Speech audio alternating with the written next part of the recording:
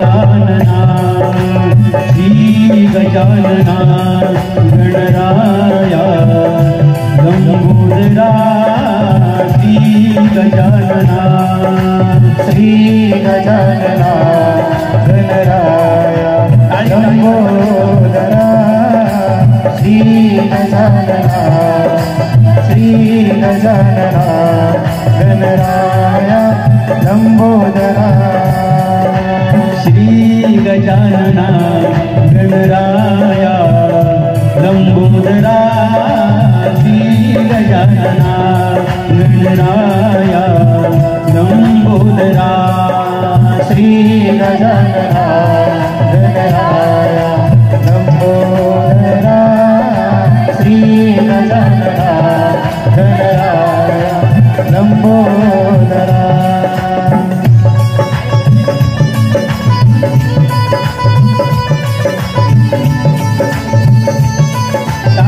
सर्वांची टाळी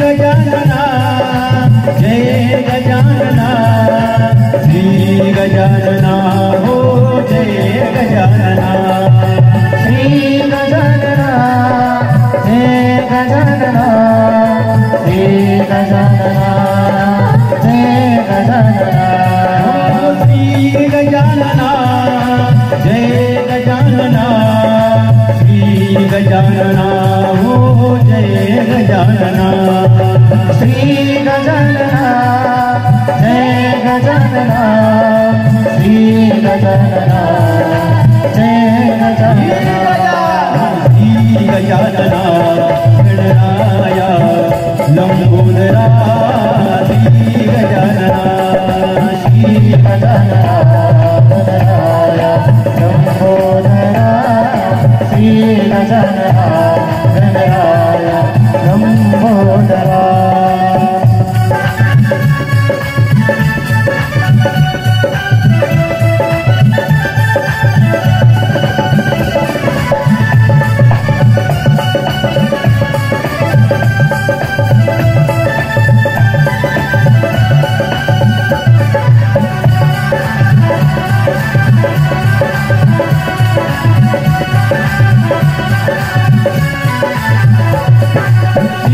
गजानना जय गजानना श्री गजानना हो जय गजानना हो श्री गजानना जय गजानना श्री गजानना जय गजानना श्री गजानना जय गजानना श्री गजानना हो जय गजानना श्री गजानना जय गजानना श्री गजानना जय गजानना श्री गजानना गणराया लंबोदरा श्री गजानना श्री गजानना गणराया लंबोदरा श्री गजानना गणराया लंबोदरा श्री गजानना गणराया लंबोदरा श्री गजानना गणराया लंबोदरा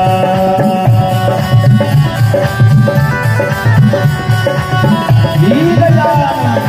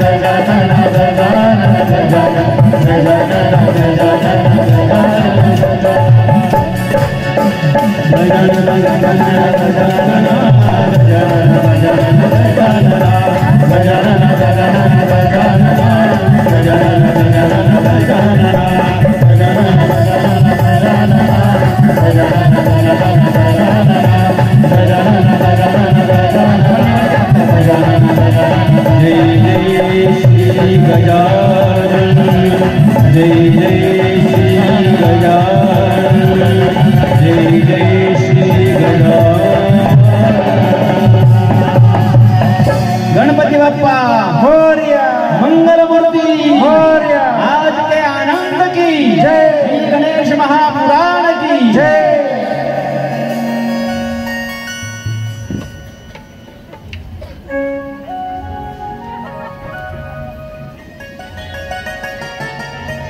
भगवंताच्या कृपेने साधुसंतांच्या आशीर्वादाने पुण्यपावन असणारी आपली येवला नगरी आणि याच येवला नगरीच्या अंतर्गत असणाऱ्या आपल्या रिद्धी सिद्धी गणेश मंदिराच्या पुनर्प्राण प्रतिष्ठेच्या निमित्ताने ज्या देवाची ज्या अधिष्ठानाची आपण पुनर्प्राण प्रतिष्ठा करणार आहोत त्या अधिष्ठानाचं असणारं महात्म्य, त्या देवतेबद्दलची असणारी सर्व माहिती आणि त्या देवतेनं किती अवतार घेतले, कसे अवतार घेतले आणि अवतार कार्य संपादन करून काय कार्य केलं हे आपल्या सर्वांना ज्ञात व्हावं म्हणून श्री संगीतमय श्री गणेश महापुराणाची असणारी आयोजकांची ही असणारी तळमळ। तसं जर बघितलं वारकरी भागवत संप्रदायाच्या अनुषंगानं बघितलं तर पूर्वी संगीतमय कथा फक्त दोनच व्हायच्या, श्रीमद भागवत आणि रामायण, या दोनच कथा संगीत कथा व्हायच्या। परंतु विशिष्ट ठिकाणी विशिष्ट देवतेचे असणारे भक्तमंडळ त्या भक्तांना वाटतं आपली श्रद्धा ज्या देवावरती आहे त्या देवाबद्दलचं ज्ञान आपल्याला प्राप्त व्हावं,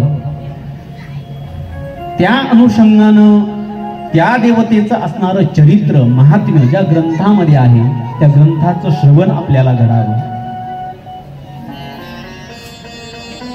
जसं एक दोन कार्यकर्तीकडे या बरं.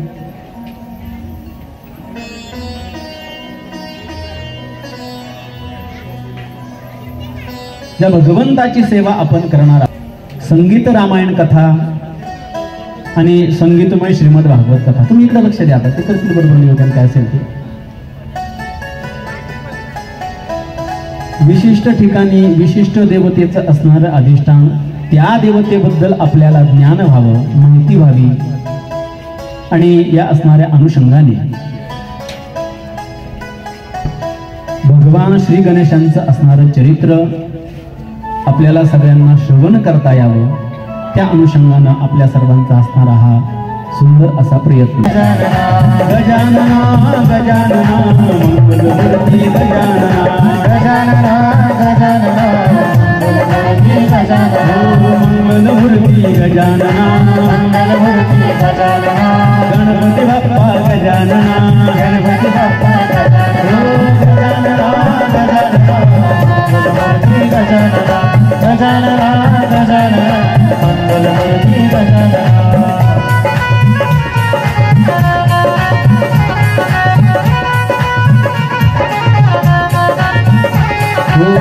मंगलमूर्ती गजानना, मंगलमूर्ती गजानना, सिद्धिविनायक गजानना, सिद्धिविनायक गजानना, सिद्धि सिद्धि गजानना, सिद्धि सिद्धि गजानना, सिद्धेश्वरा गजानना, सिद्धेश्वरा गजानना, गजानना गजानना मंगलमूर्ती गजानना, गजानना गजानना मंगलमूर्ती गजानना, हरे गजानना गजानना मंगलमूर्ती गजानना, हे गजानना गजानना मंगलमूर्ती गजानना.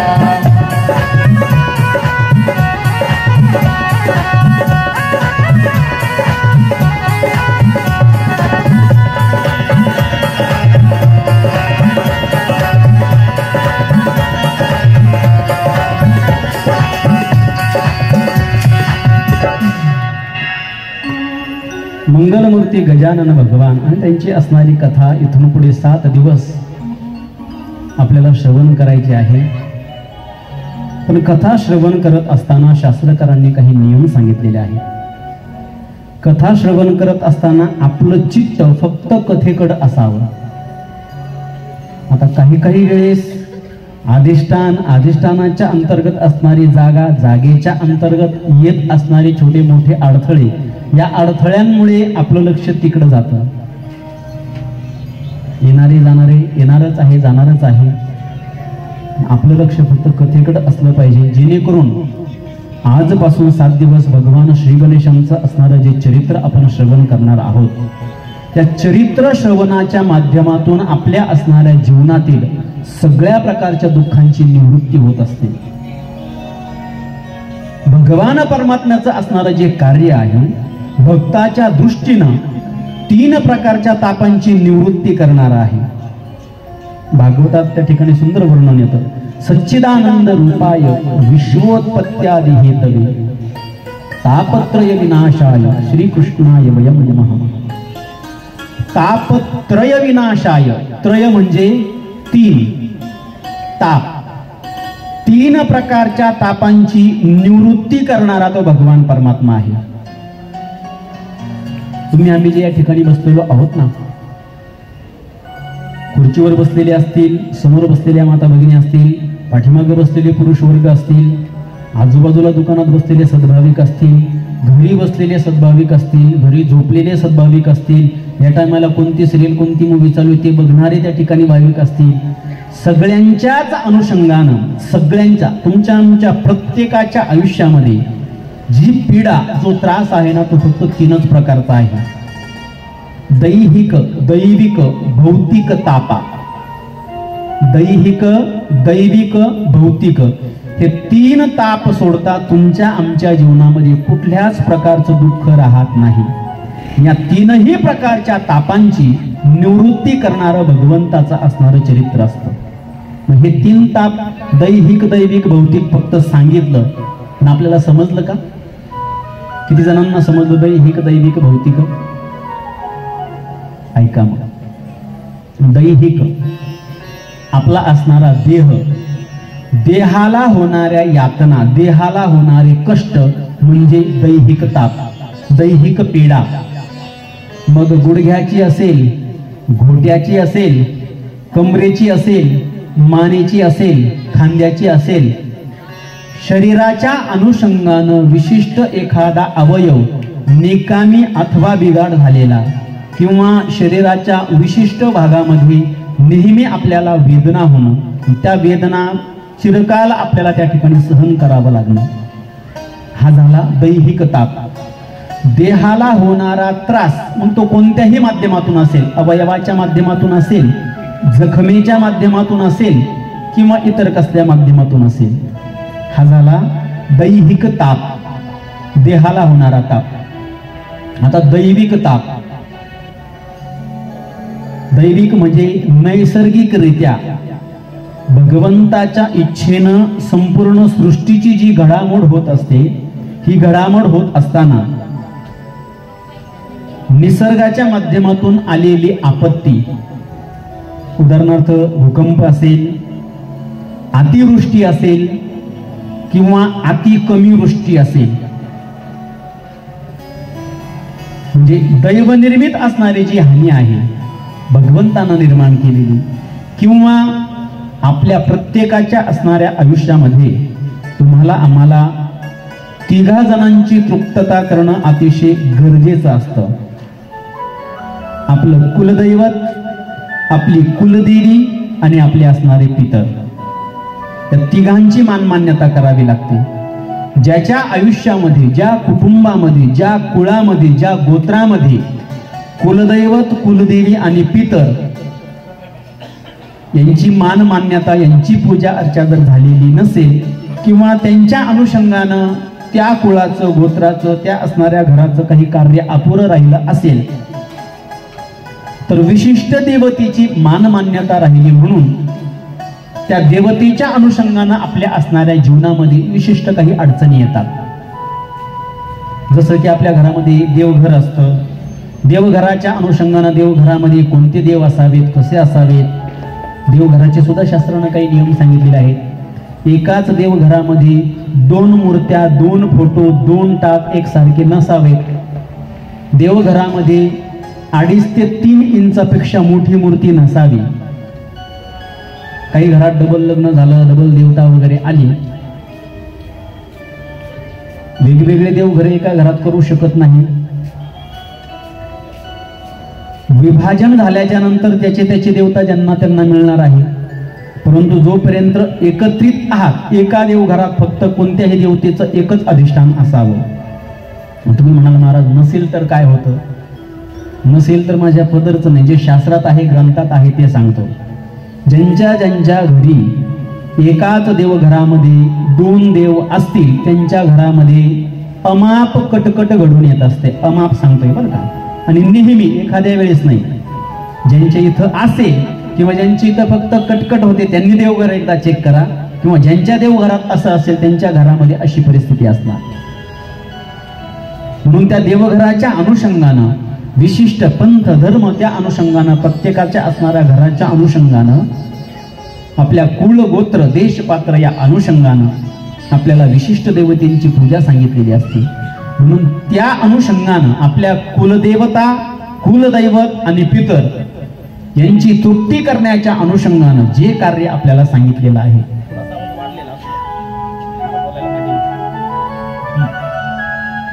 आणि त्या देवतेंचं असणारं कार्य, त्यांची असणारी मानमान्यता आपल्या जीवनात असणं गरजेचं आहे.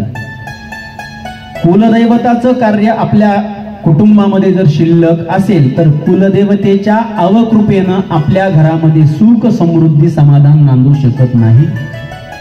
कुलदैवताची असणारी मानमान्यता आपल्या घरामध्ये नसेल तरी आपल्या घरामध्ये सुख, समाधान, शांती नांदू शकत नाही. पितरांचं असणारं कार्य आपल्या घरात जर शिल्लक असेल तर त्या माध्यमातून सुद्धा आपल्या घरात सुख शांती नांदू शकत नाही. म्हणजे या माध्यमातून आपल्या जीवनामध्ये जी पीडा येते ती असणारी पीडा म्हणजे दैविक पीडा. पहिली सांगितली कोणती? दैहिक, देहाला होणारी पीडा. दुसरी दैविक पीडा, दैवी आपत्तीच्या माध्यमातून आपल्याला आलेली पीडा, दैवी पीडा. आणि तिसरी पीडा आहे भौतिक पीडा.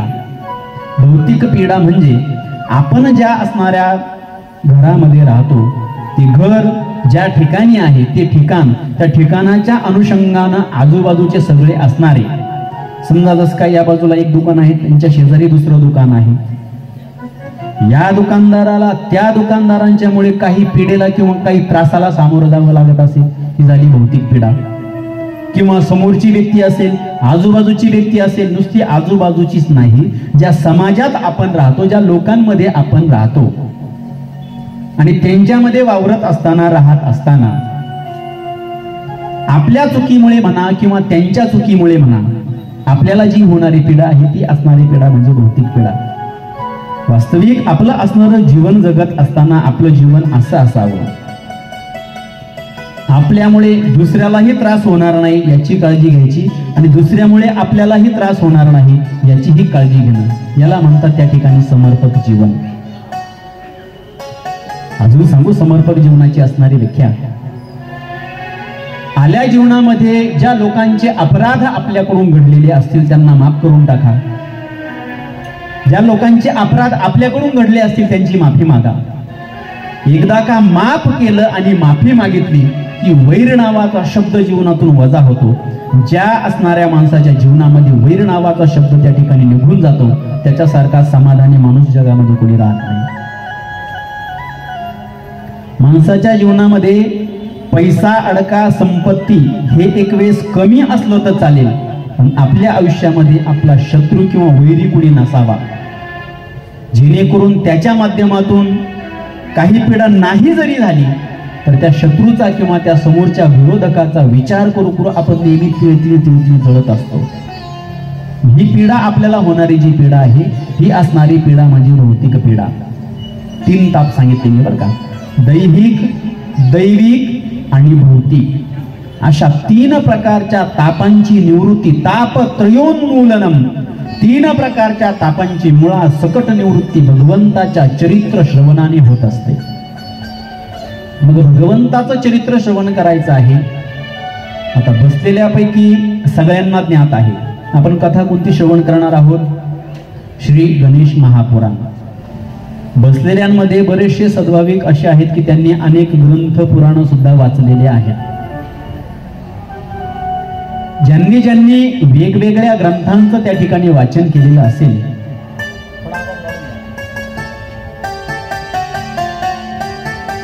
नुसतं ग्रंथांचं वाचन नाही पुराणांचं वाचन केलेलं असेल आणि त्या पुराणांच्या वाचनाच्या अंतर्गत सहज आपल्याला शंका येईल. काय शंका येईल? विशिष्ट देवतेचं अधिष्ठान असणारा ग्रंथ जर आपण श्रवण केला किंवा त्याचा असणारं वाचन केलं, त्याचा पाठ केला, तर ते वाचता वाचता त्याचा अर्थ जर आपल्याला समजत असेल, लक्षात राहत असेल, तर आपल्या चांगलं लक्षात येईल की ज्या देवतेचं अधिष्ठान त्या ग्रंथामध्ये आहे त्याच देवतेला संपूर्ण सृष्टीचं जगतपालकत्व दिलेलं आहे.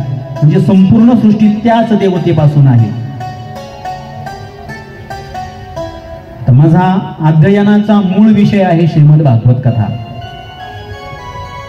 श्रीमद भागवत कथा श्रवण करत असताना त्यामध्ये सृष्टी विस्तार होत असताना संपूर्ण सृष्टीचा जो विस्तार झाला तो असणारा विस्तार भगवान नारायणांपासून झाला.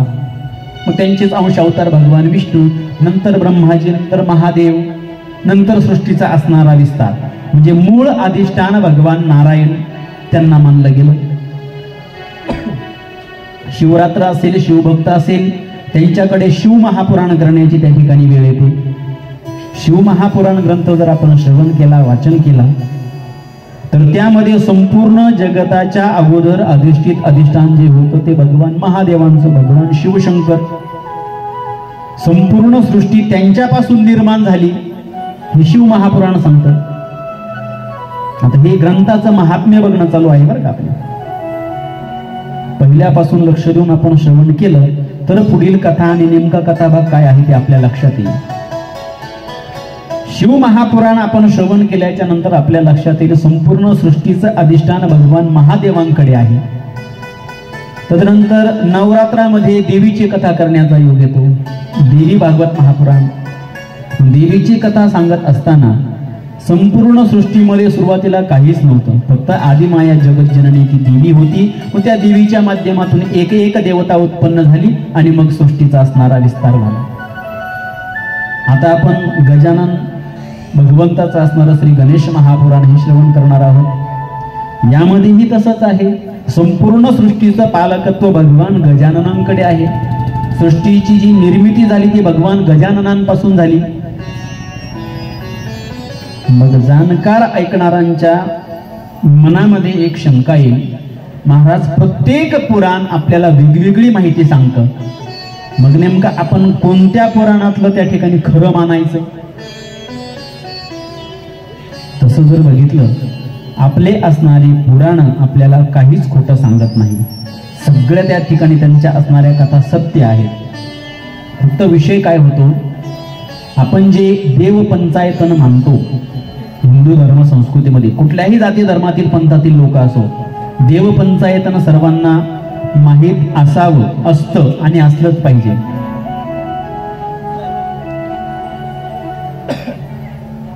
भगवान शिव, भगवान विष्णू, आदिमाया जगज्जननी, गणपती बाप्पा आणि सूर्यदेव हे आपले देव पंचायतने सांगितलेले आहे. सृष्टीची निर्मिती झाल्याच्या नंतर त्या असणाऱ्या सृष्टीचा एक विशिष्ट काळ असतो. त्या विशिष्ट काळाला विशिष्ट नावे दिले जातात. जसं की चालू असणारं कोणतं युग आहे आता चालू आहे ते कलियुग. कलियुगाची असणारी आयुर्मर्यादा आहे 4,32,000 वर्ष. कलियुगाच्या अगोदर असणारं द्वापार युग, त्याची आयुर्मर्यादा आहे 8,64,000 वर्ष. त्याच्या अगोदरचं असणारं त्रेतायुग, त्याची आयुर्मर्यादा आहे 12,96,000 वर्ष. त्याच्या अगोदरचं असणारं त्रेतायुग, त्रेतायुगाची असणारी आयुर्मर्यादा आहे 17,28,000 वर्ष. अशी 4,32,000 वर्ष, 8,64,000 वर्ष, 12,96,000 वर्ष आणि 17,28,000 वर्ष हे सगळे मिळून होतात 43,20,000. म्हणजे 43,20,000 कशाची गणना झाली? चारही युगांची मिळून एक, त्याला म्हणतात चौकडी.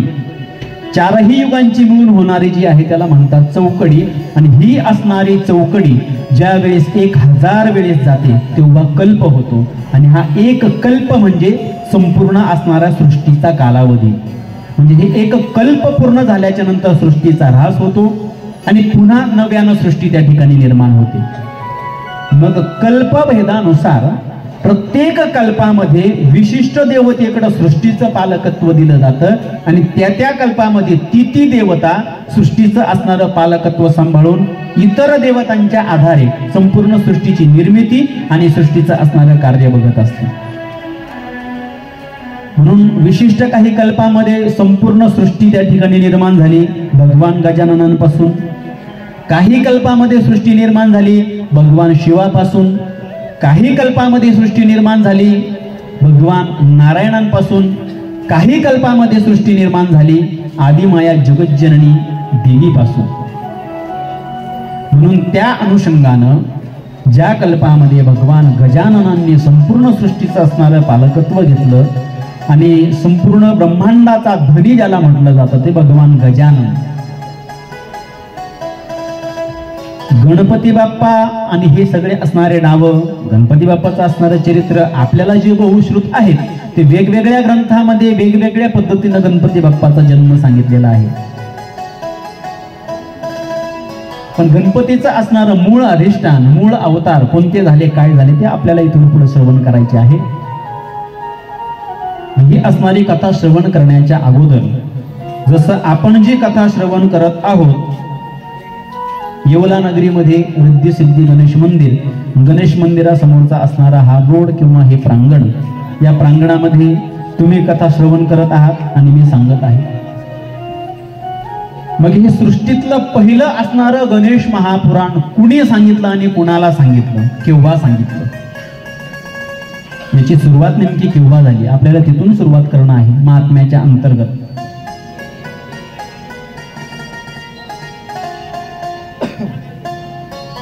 $88,000 ऋषींचा जनसमुदाय भगवत प्राप्तीचा अतिशय मोठा आणि महान असा यज्ञ त्यांनी मांडलेला आहे. आणि त्या असणाऱ्या यज्ञामध्ये वेगवेगळे ऋषी महर्षी भगवंताच्या लीलांचं गायन गुणगान करून त्या ठिकाणी कथा सांगत आहेत, पुराण सांगत आहेत. नामचिंतन चालू आहे, नामयज्ञ चालू आहे.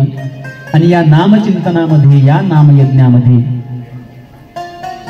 सर्व असणारे बसलेले 88,000 ऋषी जे आहेत त्यांचा हा असणारा भगवत प्राप्तीचा यज्ञ सुरू असताना या ऋषींच्या जनसमुदायामध्ये एक 16 ते 18 वर्षाचे असणारे तरुण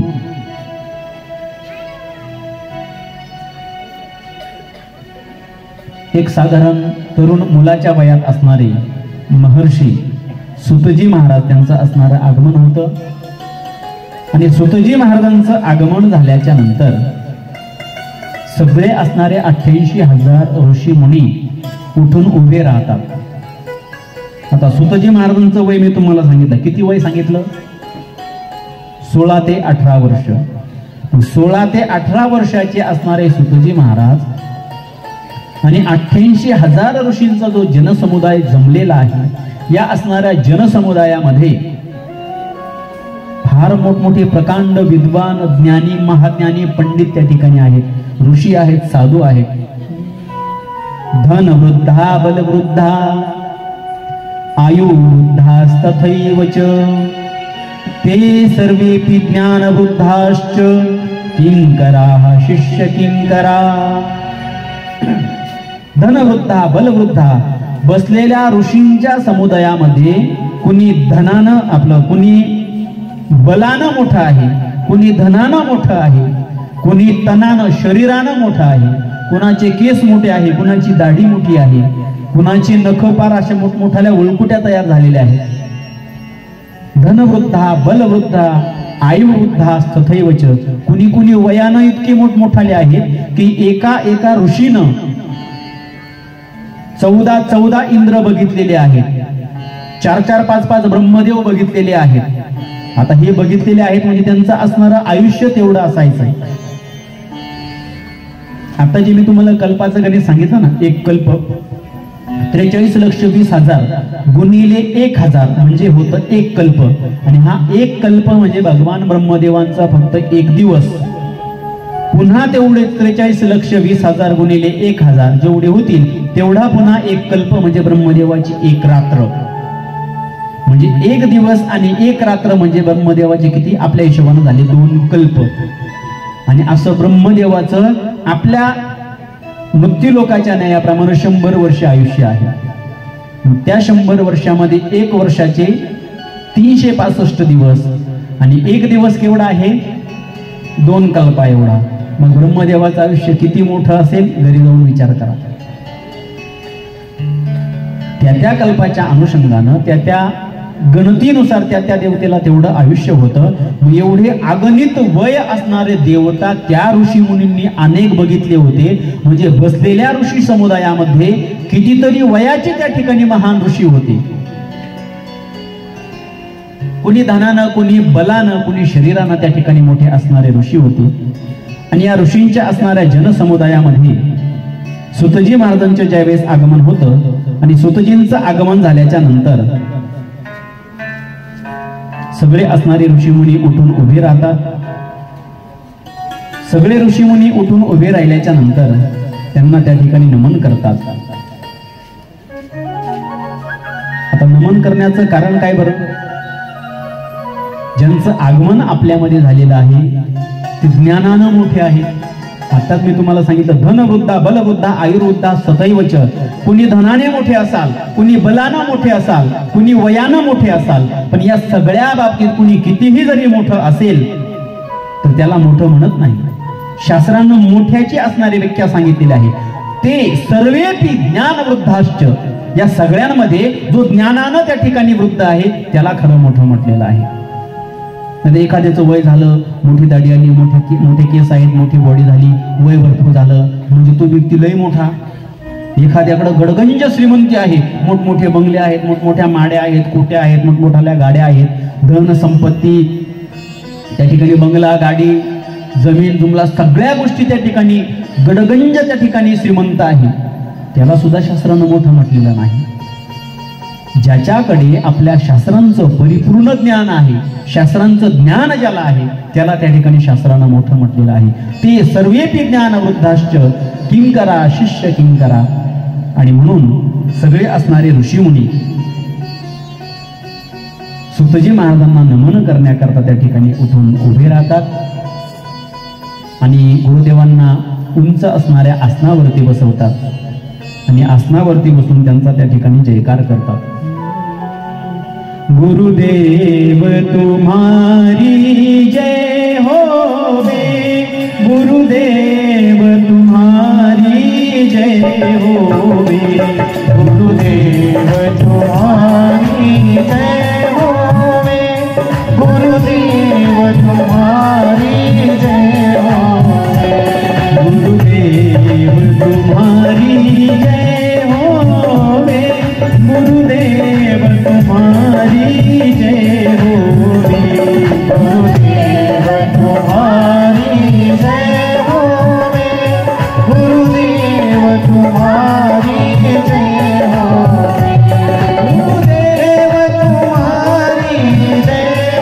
होवे, गुरुदेव तुम्हारी जय होवे,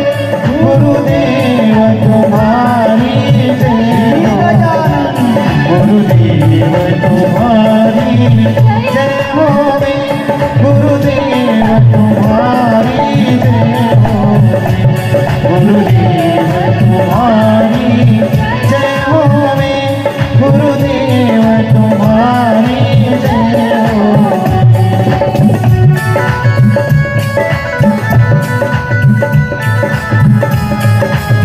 सर्वांनी मोठ्या प्रेमानं आपल्या हाताने टाळी वाजवायची, आपल्या आपल्या गुरूंचं स्मरण करायचं, रिद्धी सिद्धी गणेश भगवंताचं स्मरण करायचं आणि आपल्या मनातून भगवंताला आणि गुरूंना त्या ठिकाणी वंदन करायचं.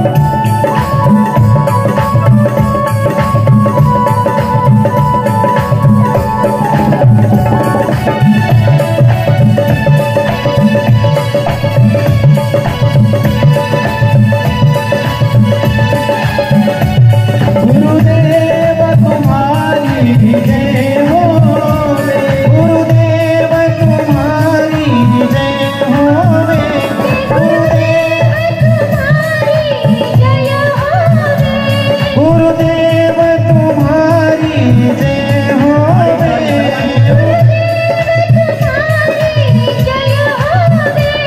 गुरुदेव तुम्हारी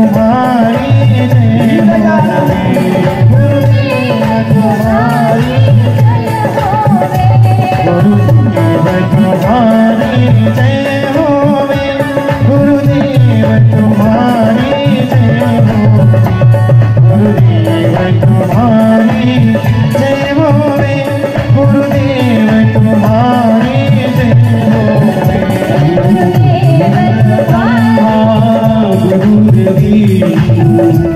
गुरुदेवो महेश्वरा, गुरुर् साक्षात् परब्रह्म तस्मै श्री गुरुवे नमः, गुरुवे नमः, गुरुवे नमः. गुरुदेव तुम्हारी जय होवे, गुरुदेव तुम्हारी जय होवे, गुरुदेव तुम्हारी जय होवे, गुरुदेव तुम्हारी जय होवे, गुरुदेव तुम्हारी जय होवे, गुरुदेव तुम्हारी जय होवे, गुरुदेव तुम्हारी जय होवे, गुरुदेव तुम्हारी जय होवे.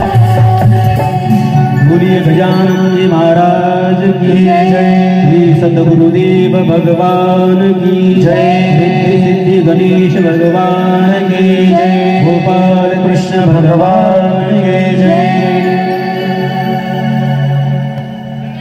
अशा प्रकारे सर्व असणाऱ्या ऋषींनी गुरुस्थान देऊन सुतजी महाराजांना मोठ्या मंचकावरती बसवलं आणि तिथून त्यांचा जयकार केला आणि जयकारा करून त्यांना विनवणी करू लागले। अज्ञान ध्वंत विध्वंस कोटि सूर्य समप्रभ सुताख्याहि कथा सारं मम कर्णरसायनम्।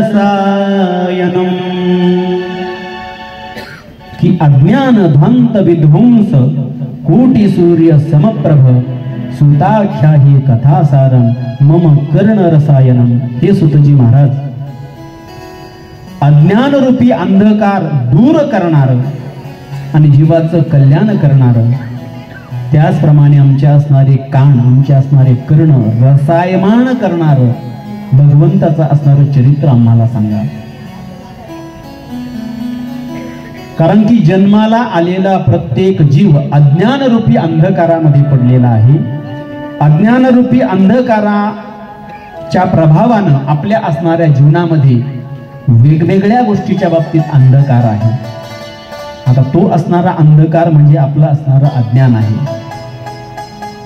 जीवन जगत असताना आपली असणारी जीवनशैली, आपली असणारी जीवन पद्धती साधू संतांनी, भगवंतांनी किंवा आपल्या शास्त्रानं आपल्याला ज्या पद्धतीनं आपली जीवन प्रणाली जगायला सांगितली, त्या चौकटीमध्ये राहून आपलं असणारं जीवन आपल्याला साधू संतांनी किंवा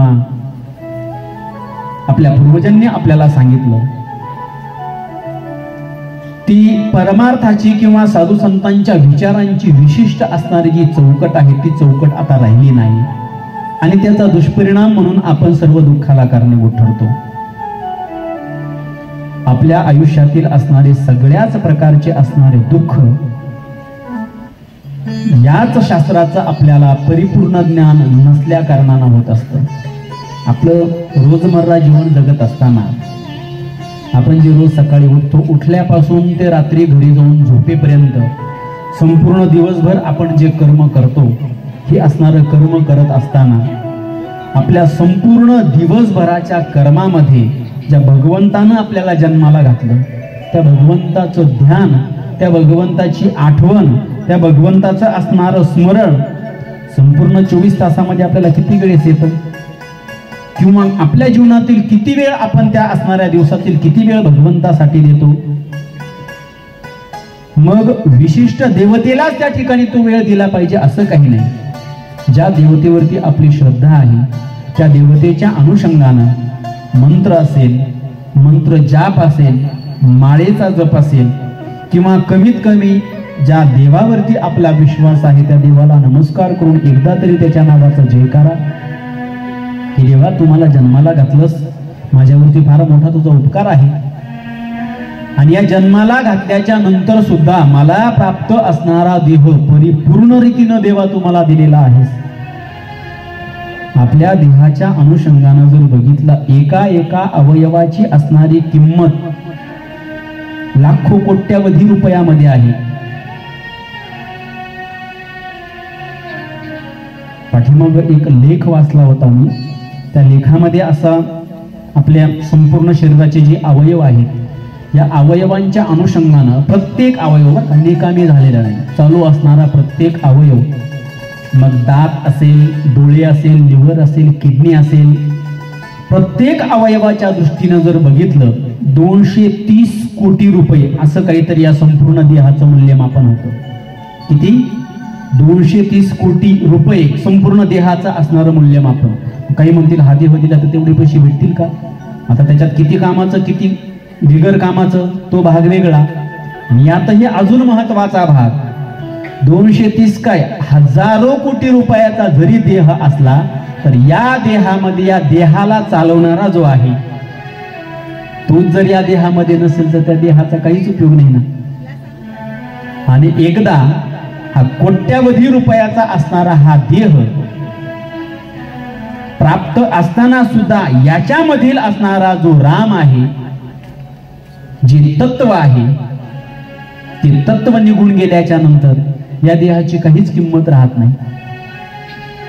कितीही या देहावरती प्रेम करणारे असो, पती असेल, पत्नी असेल, भाऊ बहीण, आई वडील, सगळ्याच प्रकारचे आपल्या जीवनातील आपले असणारे सखे सोयरे बांधव इष्ट आप्तेष्ट गणगोत्र नातेवाईक कितीही आपल्यावरती प्रेम करणारे जीव लावणारे असतील आणि कितीही कोट्यावधी रुपये या असणाऱ्या देहाची किंमत असेल, पण यातील असणारा आत्माराम जर निघून गेला की जो सर्व घटाघटामध्ये व्याप्त आहे, सर्वा घटी राम देहा देही एक सूर्यप्रकाशक सहस्ररश्मी, घटाघटामध्ये वास्तव्य करणारा जो भगवान परमात्मा आहे, तो भगवान परमात्मा त्याचं असणारं अस्तित्व या शरीरातून एकदा का बाहेर निघून गेलं, या शरीराला काही किंमत राहत नाही. शरीर कोणाची असते,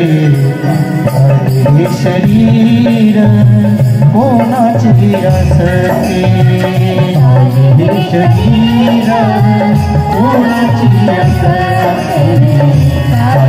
शरीर कोणाची असते, कोण बोलवीते हरिलीन, कोण बोलवीते हरिलीन, ऐकावे ऐकावे एक नारायण, ऐकावे ऐकावे एक नारायण, ऐकावे ऐकावे एक नारायण, ऐकावे ऐकावे एक नारायण.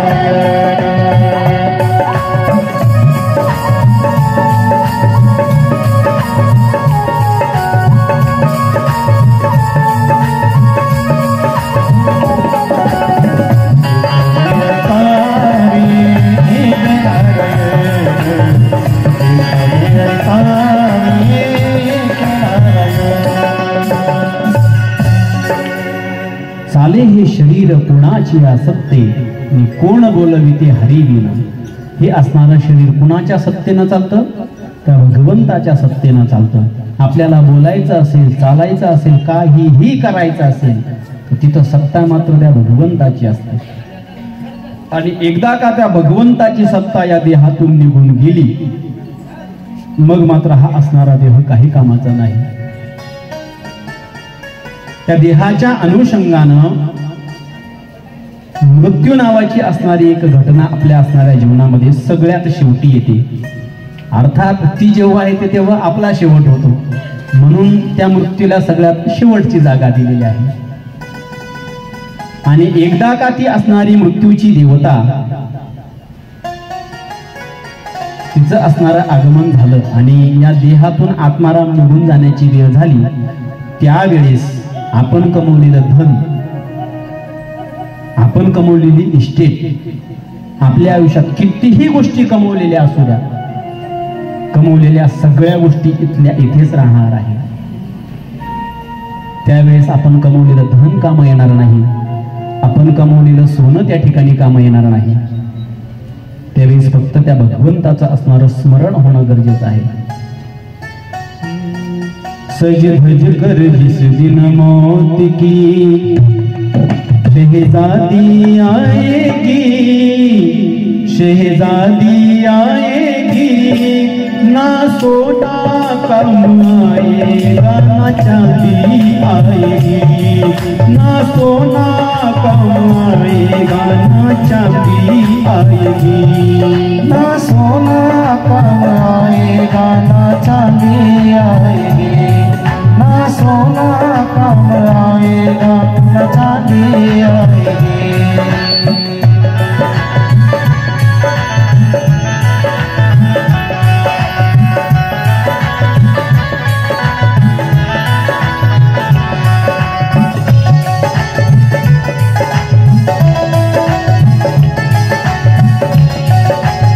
एकदा का ती मृत्यूची देवता आली, सोनं काम येणार नाही, धन काम येणार नाही, चांदी काम येणार नाही.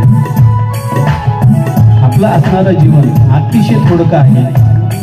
छोटा सा तू कितने बड़े अरमान है तेरे, छोटा सा तू कितने बड़े अरमान है तेरे, मिट्टी का तू सोने के सब सामान है तेरे, मिट्टी का तू सोने का सब सामान है तेरे, मिट्टी की काया मिट्टी में. आपलं असणारं शरीर मातीपासून निर्माण झालेलं आहे आणि मातीपासून निर्माण झालेलं शरीर एक ना एक दिवस मातीतच जाणार आहे. मिट्टी की काया मिट्टी में, जय हो. मिट्टी की काया मिट्टी में जिस दिन समाएगी, जिस दिन समाएगी, ना सोना काम आएगा ना चांदी आएगी, ना सोना काम आएगा ना चांदी आएगी. सज धज कर शहजादी आएगी, शहजादी आएगी, ना सोना काम आएगा ना चांदी आएगी, ना सोना काम आएगा ना चांदी आएगी.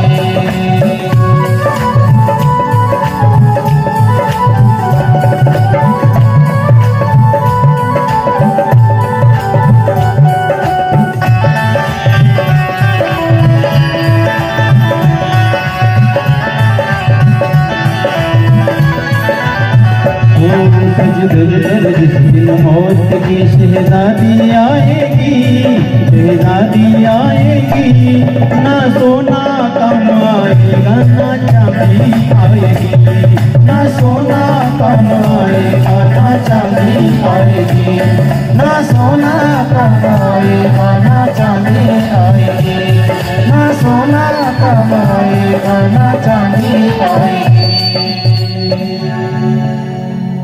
कितीही त्या ठिकाणी आपण धन कमवलेलं असेल, कितीही श्रीमंत असाल, आमदार असू द्या, खासदार असू द्या, मोठे मंत्री असू द्या, केंद्रात असू द्या, पंतप्रधान असू द्या, राष्ट्रपती असू द्या, कितीही मोठमोठाले आले आणि गेले,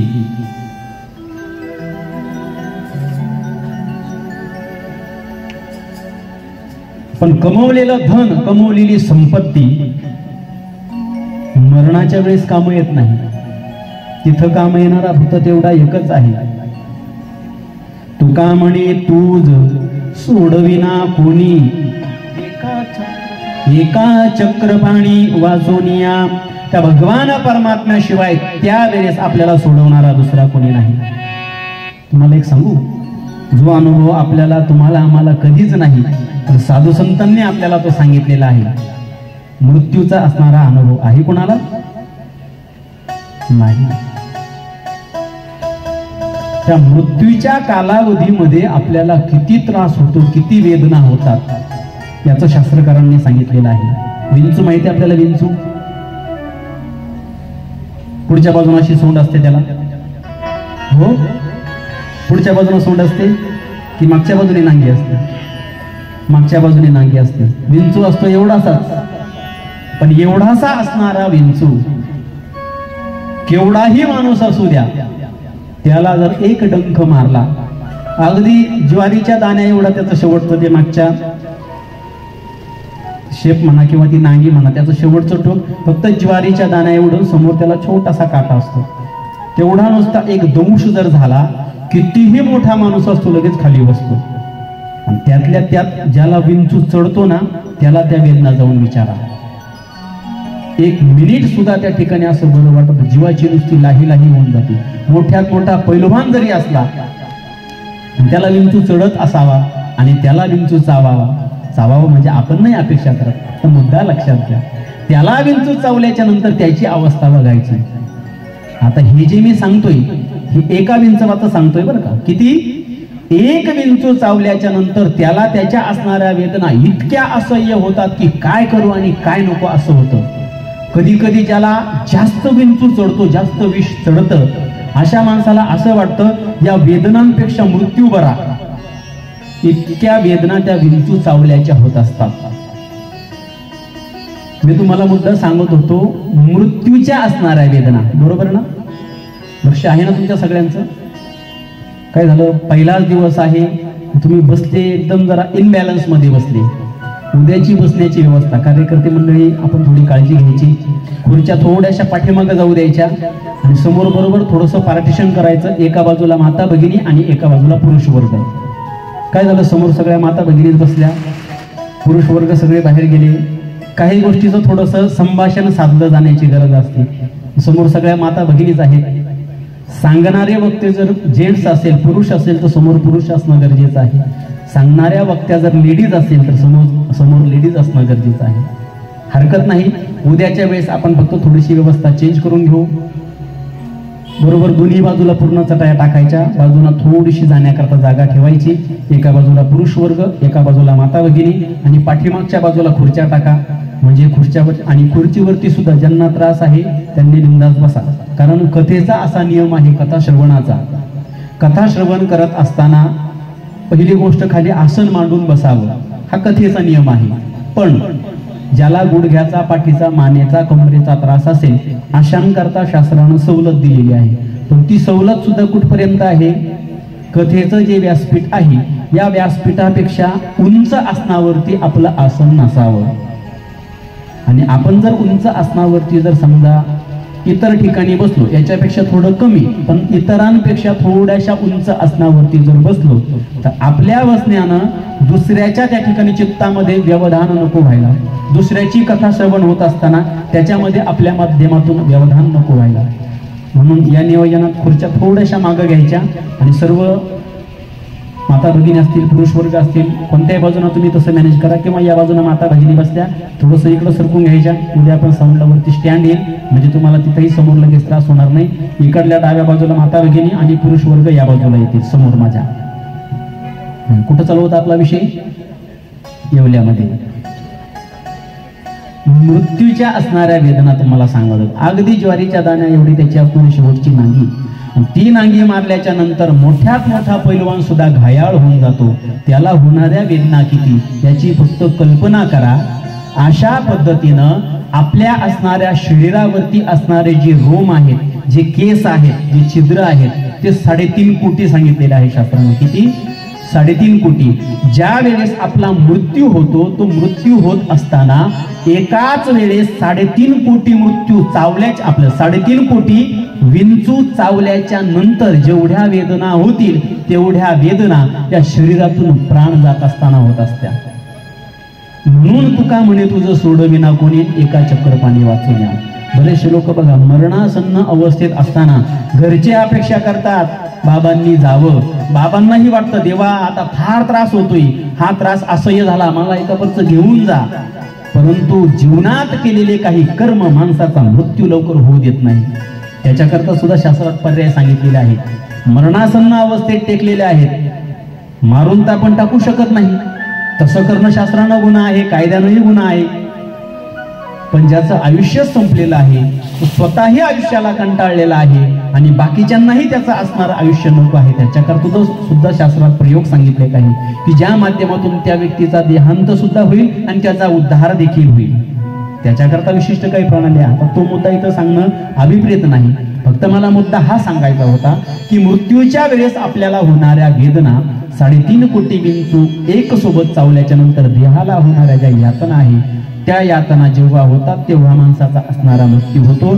संपूर्ण शरीराचे असणारे पंचप्राण, पान, अपान, व्यान, समान आणि उदान, हे पंचप्राण एका ठिकाणी एकवटतात. ते पंचप्राण शरीरातून बाहेर निघतात आणि नंतर धनंजय नावाचा असणारा प्राण जो आपल्या ब्रह्मरंध्रामध्ये स्थित असतो, तो धनंजय नावाचा प्राण त्या ठिकाणी पुन्हा शरीरामध्ये पंचप्राण खेचून आणण्याची त्याची शक्ती असते.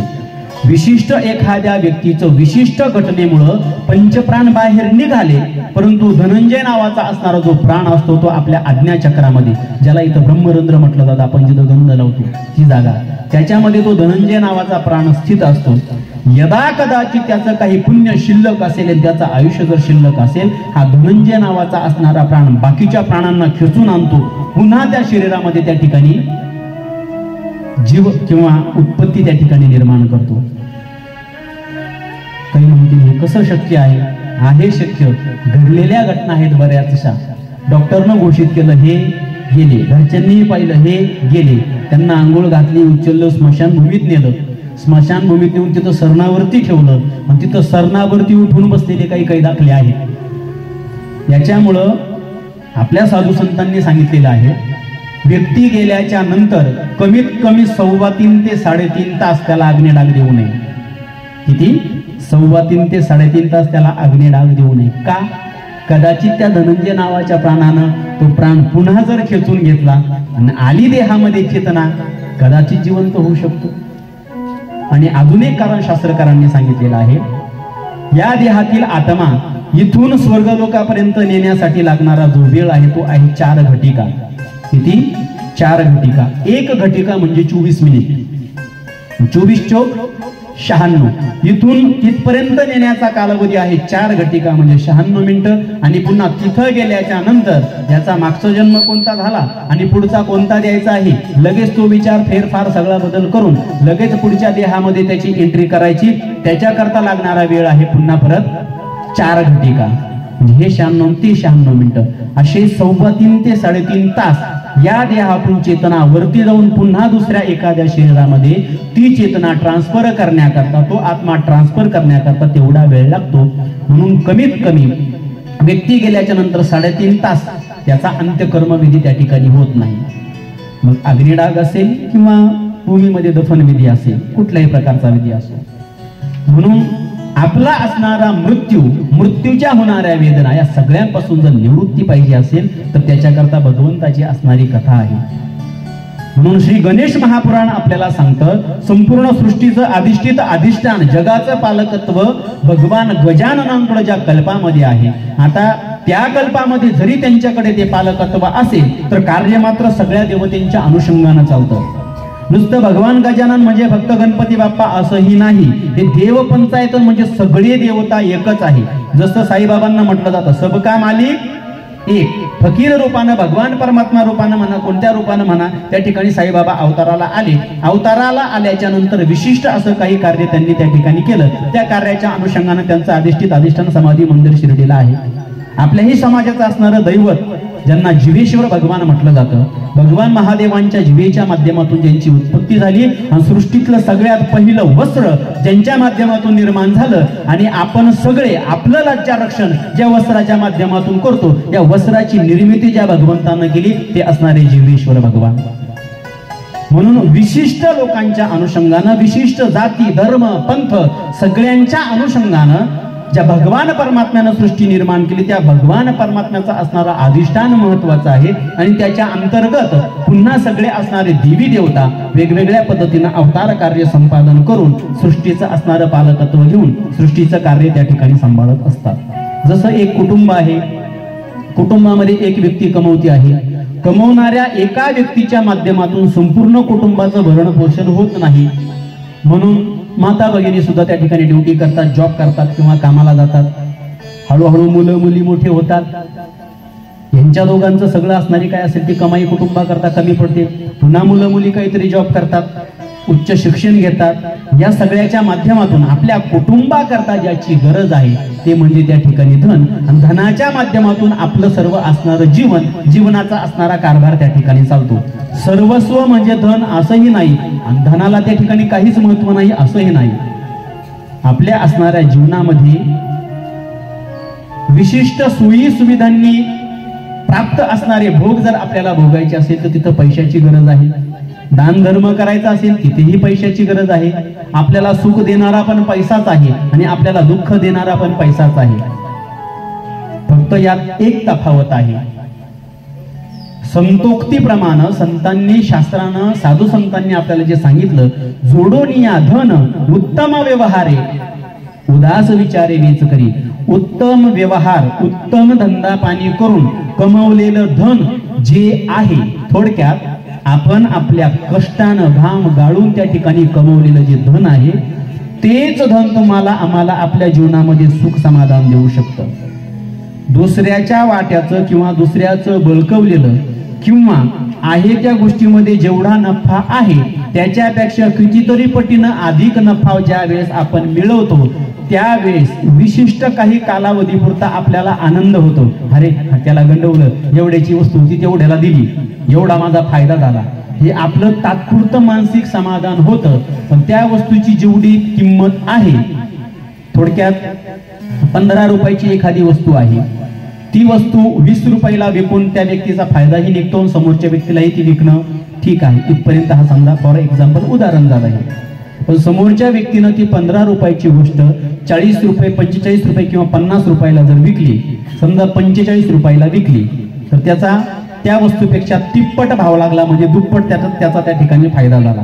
हा दुप्पट होणारा जो फायदा आहे, वरचा 30 रुपये फायदा, त्याच्यामध्ये याचा असणारा नियमानं सांगितलेला फायदा समजा 5 रुपये आहे, त्या 30 मधून 5 गेले, खाली राहिले 25, म्हणजे ते 25 रुपये एक्स्ट्रा नफा आपल्याला आलेला आहे. नसताना तो अतिशयोक्तीचा किंवा जास्त आलेला जो नफा आपल्याला प्राप्त असतो, तो नफा आपल्या जीवनात सुख समाधान देत नाही. याच्याही पुढे जाऊन सांगू, इथं कष्टानं कमवलेला सुद्धा जर सुख देईना, तर दुसऱ्याचा ओरबडलेला कधी सुख देईल आपल्याला. आणि ह्या गोष्टीचं ज्ञान होण्याकरता भगवंताचं आणि संतांचं चरित्र श्रवण करणं गरजेचं आहे. काही जाणकार म्हणतील, महाराज अगोदर तर सांगितलं कष्टानं कमवलेला त्या ठिकाणी सुख देतो, आता बोलतात कष्टानं कमवलेला सुद्धा सुख देत नाही देत. काही वेळेस सिद्ध करून देईल मी. ज्या वेळेस विशिष्ट काही धंदा पाणी असेल किंवा काहीतरी उद्योग कर्म करून तुम्ही जो पैसा कमवता, तो पैसा कमवत असताना विशिष्ट काही जीवांची हानी होते. मग कुठलाही धंदा असो, तो धंदा तो व्यवहार ते सगळं कर्म करत असताना विशिष्ट एखाद्या जीवाची हत्या होत असेल, समजा थोडक्यात आताच्या कालावधीमध्ये लवकर भाजी यावी, लवकर कोथिंबीर यावी, लवकर एवढं टरबूज एवढं व्हावं, एवढं डांगर एवढं व्हावं, याच्याकरता नवीन ते केमिकल वगैरे सगळे आलेले आहेत. याच्या माध्यमातून ते सगळे फळं असेल भाज्या असेल इतक्यात आपण त्या ठिकाणी उगवतो आणि ते तयार झाल्याच्या नंतर विकतो. पुन्हा त्याला रोगराई पडू नये म्हणून त्याच्यावरती काय करतो, फवारणी करतो. या फवारणीच्या माध्यमातून अनेक जीवजंतू मेले जातात. आता हे तुम्ही कमवण्याकरता हे सगळं कर्म केलं, आणि हे सगळं कर्म करत असताना सृष्टीतल्या विशिष्ट काही जीवांची हानी झाली, म्हणजे आपल्याला ते पातक लागलं. मग कष्टानं जरी तुम्ही ते कमवत असाल, मग याचा अर्थ असा होईल कष्ट करून दुसऱ्याला मारून कमवलेलं सुख देईल, असं जमेल का? नाही. आपल्या आयुष्यात कष्टानं कमवलेलं आपल्याला सुख देईल हे शास्त्र सांगतं, पण ते कष्ट करत असताना विशिष्ट कुणाची हानी व्हायला नको. जीव असेल, जंतू असेल, इतर प्राणी असेल, त्यांची त्या ठिकाणी हानी होता कामा नये. आणि या सगळ्या गोष्टीचं ज्ञान आपल्याला भगवत चरित्र सांगतं. आणि भगवंताच्या या असणाऱ्या चरित्रामध्ये कुठलीही देवता असो, कुठलंही अधिष्ठान असो, त्या अधिष्ठानाची कथा श्रवण करत असताना ते अधिष्ठान, त्या अधिष्ठानाची सेवा करणारे जे भक्त आहेत, ते अधिष्ठान देव आणि त्या अधिष्ठान देवतेचे असणारे भक्त मंडळ यांच्या कथा ज्या ग्रंथामध्ये असतात, तो असणारा ग्रंथ त्या असणाऱ्या देवतेच्या नावानं त्या ठिकाणी पुराण म्हणून उदयाला येतो. अशा प्रकारे या 88,000 ऋषींच्या जनसमुदायामध्ये आपली कथा इथं चालू होती, हे लक्षात राहू का. नैमिषारण्य नावाचं क्षेत्र, त्या ठिकाणी 88,000 ऋषी जमलेले, तिथं सुतजी महाराजांचं आगमन झालेलं, त्यांना मंचकावरती बसवलं आणि आमचं अज्ञान घालवण्यासाठी भगवंताची असणारी कथा तुम्ही आम्हाला सांगा. त्यावेळेस सुतजी महाराजांनी अनेक पुराणांचं बखन त्या ठिकाणी त्यांना केलं. आपली एकूण जे पुराण आहेत, किती पुराण आहेत? 18 पुराण आहेत. हे 18 पुराण सांगून झाल्याच्या नंतर पुन्हा काही पुराण शिल्लक राहिले. प्रमुख जे आहेत ते 18 पुराण आहेत, आणि त्या 18 पुराणांच्या नंतर पुन्हा उपमहापुराणे आहेत. आणि त्या उपमहापुराणांमध्ये सगळ्यात 1 नंबरचं महापुराण म्हणजे श्री गणेश महापुराण. आणि या गणेश महापुराणाची कथा सुतजी महाराज त्या ठिकाणी त्या असणाऱ्या 88,000 ऋषींच्या जनसमुदायात त्या ठिकाणी सांगू लागतात. जमलेल्या 88,000 ऋषींच्या जनसमुदायाला सुतजी महाराज भगवान श्री गणेशांची असणारी कथा, ही कथा सांगायला सुरुवात केल्याच्या नंतर कथा कुणी सांगितली आणि कुणाला सांगितली? सगळ्यात प्रथम भगवान गजाननांच्या असणाऱ्या प्रेरणेनं, अधिष्ठानाच्या माध्यमातून भगवान विष्णूंची निर्मिती, नंतर भगवान विष्णूंच्या नाभी कमलाच्या माध्यमातून ब्रह्मदेवाची उत्पत्ती. भगवान गजाननांच्या कृपेनं ब्रह्मदेवाला सृष्टीचा विस्तार करण्यासाठी प्रेरणा मिळते. त्या प्रेरणेच्या अनुषंगानं सृष्टी उत्पन्न करण्यासाठी आपली असणारी शक्ती कमी पडली, ज्याला आपण आपल्या भाषेत पावर म्हणूया. ती पावर कमी पडली म्हणून काय करावं भगवान गजाननांनी आज्ञा दिली, तप करा. तप करायचं कशाचं? भगवान गजाननांचा असणारा एक अक्षरी मंत्र गम, एवढाच मंत्र, किंवा अजून ओंकारातला असणारा ओम. भगवान महादेवांचा सुद्धा एकाक्षरी मंत्र होतो आणि गजाननांचा सुद्धा एकाक्षरी मंत्र होतो, ओम, नुसता तेवढा जाप. त्या एक अक्षरी मंत्राचा जप 1000 दिव्य वर्षे भगवान ब्रह्मदेव करतात आणि त्या माध्यमातून गजाननांच्या कृपेनं त्यांना त्या ठिकाणी भगवान गणेशांच्या असणाऱ्या पुराणाचं बखण होतं. भगवान ब्रह्मदेव ते असणारं पुराण व्यासजी महाराजांना सांगतात. व्यासजी महाराज हे असणारं पुराण भृगु महाराजांना सांगतात आणि भृगु महाराज हे असणारं पुराण सोमकांत नावाच्या राजाला सांगतात. जसं भागवतामध्ये सांगितलं जातं, भागवत कुणी कुणाला सांगितलं? शुकाचार्यांनी राजा परीक्षितीला. तसं गणेश महापुराण कोणी कुणाला सांगितलं असं जर म्हटलं तर हे गणेश महापुराण भृगु ऋषींनी सोमकांत राजाला सांगितलं. कोण भृगु ऋषी? भगवान परमात्म्याची जी छोटी बालमूर्ती असते, छोटी, याला लड्डू गोपाल म्हटलं जातं, कन्हैया म्हटलं जातं. त्या कन्हैयाच्या छातीवरती इथं बघायचं एक पाऊल आहे, पाऊल, छोटस पाऊल. आता मूर्ती छोटी म्हणून पाऊल छोटस. संपूर्ण सृष्टीमध्ये कोणती देवता संयमी आहे आणि श्रेष्ठ आहे हा निर्णय ज्यावेळेस घेण्याची वेळ आली त्यावेळेस सगळ्यांनी सांगितलं हा निर्णय आपण ऋषी मुनींकडे सोपूया. आणि त्यावेळेस हा निर्णय घेण्यासाठी भृगु ऋषींना सांगण्यात आलं. आणि मग भृगु ऋषी 3ही देवतेंकडे गेले. भगवान महादेवांकडे गेले, तिथं त्या ठिकाणी बरचसं बोलले. महादेवांनी एवढा त्या गोष्टीवरती काही विचार केला नाही. ते त्यांच्या मस्तीमध्ये भगवंताचं ध्यान करत होते. ब्रह्मदेवाकडे गेले, ब्रह्मदेवालाही त्या ठिकाणी बोलले. ब्रह्मदेवानंही एवढं लक्ष दिलं नाही, जास्त प्रतिकारही केला नाही, एवढं लक्षही दिलं नाही, काही विशेष वाटलं नाही. राग आला, शेवटी कुणीच काही प्रतिक्रिया देना. पुन्हा भगवान विष्णूंकडे आले आणि भगवान विष्णू ज्या वेळेस आपल्या शेषशय्येवरती झोपलेले होते, पहुडलेले असताना भृगु ऋषी जाऊन डायरेक्ट भगवान परमात्म्याच्या छातीवरती लात मारली. भृगु ऋषींनी छातीवरती लात मारल्याच्या नंतर भगवान परमात्मा जे असं आपला हाताचा कानोसा घेऊन किंवा स्टँड घेऊन असं आपल्या भाषेत पडलेले होते, भगवान परमात्मा असे खाली पडले. सावरून भगवान परमात्मा उठले, भृगु ऋषींना बसायला आसन दिलं आणि भृगु ऋषींचा पाय घेतला पुन्हा हातात. तुमच्या पायाला लागलं तर नाही? यांच्या छातीमध्ये लात मारली तरी भृगु ऋषींच्या पायाला लागलं असेल म्हणून चिंता करायला गेले. तिथं बघितलं आणि त्यावेळेस त्यांना त्या ठिकाणी महत्वाचं स्थान दिलं. हा अधिकार ज्या ऋषींचा आहे असे असणारे भृगु ऋषी आणि या भृगु ऋषींना हे असणारं श्री गणेश महापुराण प्राप्त झालं. आणि प्राप्त असणाऱ्या गणेश महापुराणाच्या माध्यमातून सोमकांत राजाचा उद्धार त्या ठिकाणी ते करतात. हा असणारा उद्धार कशा पद्धतीने होतो आणि कथेचा उगम पुढे कसा होतो? सोमकांत राजाला का कथा श्रवण करण्याची गरज पडली? जसं की आम्ही या ठिकाणी आलो, मी कथा सांगतोय, तुम्ही ऐकताय. का आपल्याला हे गणेश पुराण श्रवण करावं वाटलं किंवा का हे आयोजन आपण केलं? याला जसं निमित्त आहे भगवान श्री रिद्धी सिद्धी गणेश यांच्या मंदिराची असणारी पुनर्प्राणप्रतिष्ठा आणि त्या प्राणप्रतिष्ठेच्या निमित्तानं भगवान गणेशांचं असणारं चरित्र महात्म्य आपल्याला श्रवण करायला मिळावं म्हणून गणेश महापुराणाचं असणारं आयोजन. तसं सोमकांत राजाला भृगु ऋषींनी त्या ठिकाणी गणेश महापुराण सांगावं अशी काय नेमकी गरज पडली आपण कथा विस्तार बघू. पण तत्पूर्वी थोडंसं आपण नामचिंतन करणार आहोत. तुमच्या सगळ्यांची गणेश पुराण श्रवणाची पहिलीच वेळ दिसते आणि एवढ्या दिवसातून आपण सर्वजण आपला प्रपंच, संसार, कामधंदे सगळ्या गोष्टी सोडून, सगळ्यात महत्वाचा आपल्या घरातील टीव्ही तोही सोडून, सगळ्या प्रकारच्या सिरियल ज्या एकामागे एक सिरियल प्रमाणे लागलेल्या असतात ते सगळं सोडून, सगळ्या गोष्टी सोडून या ठिकाणी श्रवण करायला आलात म्हणजे निश्चित तिथल्यापेक्षा इथं काहीतरी तुम्हाला महत्वाचा लाभ आहे असं तुम्हाला माहित आहे म्हणून तुम्ही आलात. जेवढ्यांना कळेल तेवढे येतील आणि श्रवण करतील. आणि मी पण देवाकडे, गजाननाकडे एकच प्रार्थना करेन, अजून वाढो की न वाढो, जेवढे आले एवढे तरी रोज राहू. आणि जास्त गर्दीची गरज नसते, परमार्थामध्ये गर्दीची गरज असते. आणि श्रवणकर्त्यांमध्ये चांगले दर्दी लोक आहेत. आपल्या रिस्पॉन्सवरून कळतं. तरी थोडंसं मला दिसत नाही खाली, कारण हे फोकस माझ्या डोळ्यावर आले आणि तुमच्याकडे काही उजेडच नाही.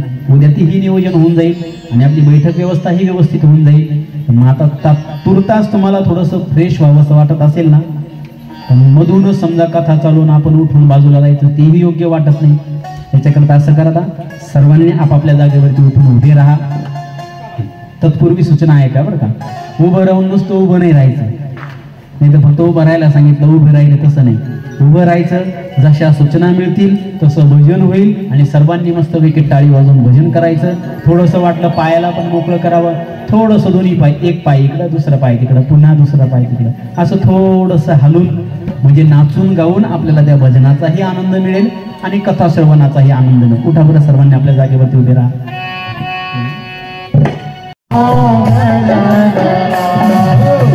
गजानना हो गजानना, गजानना हो गजानना, गजानना हो गजानना. सर्वांच्या हात हलवा, सर्वांची गजानना गजानना श्री गणराया, गजानना गजानना श्री गणराया, गजानना गजानना श्री गणराया, गजानना गजानना श्री गणराया, गजानना गजानना श्री गणराया, गजानना गजानना श्री गणराया,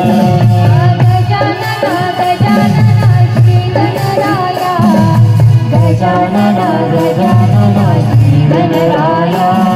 हाताला कळ लागली असेल थोडासा हात खाली घ्या सर्वांनी, थोडासा, पूर्ण नाही बरं का, थोडासा असा समोर घ्यायचा हात, थोडंसं जागेवरती या बाजूला आणि या बाजूला हलायचं थोडं सर्वांनी सोबत. हो गजानना गजानना हो गजानना, गजानना हो गजानना, गजानना हो गजानना.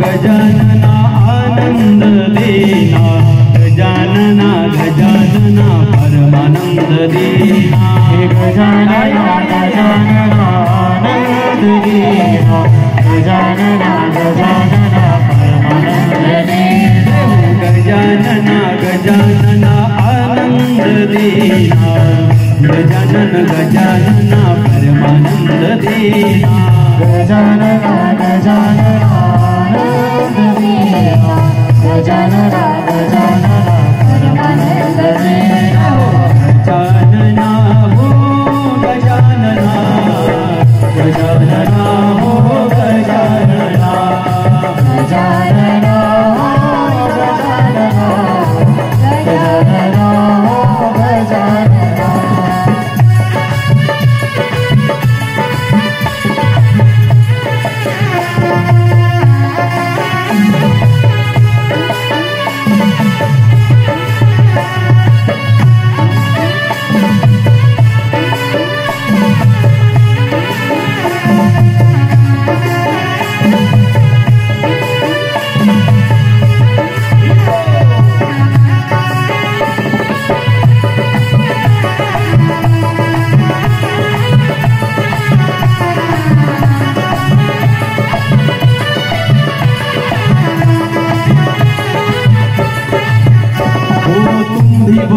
गजानना हम भी बोले गजानना, तुम भी बोलो गजानना, हम भी बोले गजानना. तुम भी तो गजानना हम भी तो गजानना, तुम भी तो गजानना, हम भी तो गजानना. हम सब मिलकर बोले श्री गजानना, गजानना गजानना.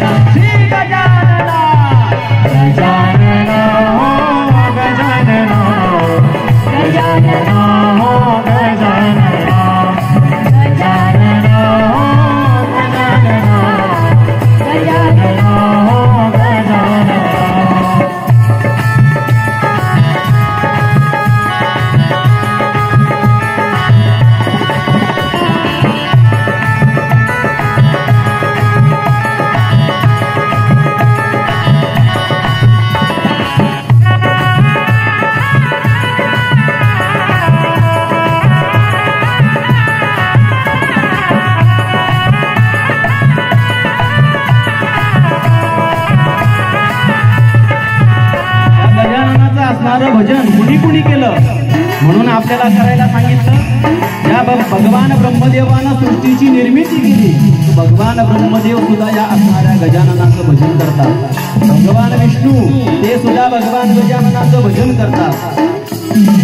ब्रह्मा बोले गजानन विष्णू बोले गजानन. ब्रह्मा बोले गजानन विष्णू बोले गजानन. टाळी आणि सर्वांनी जागेवर ब्रह्मा बोले गजानन विष्णू बोले गजानन.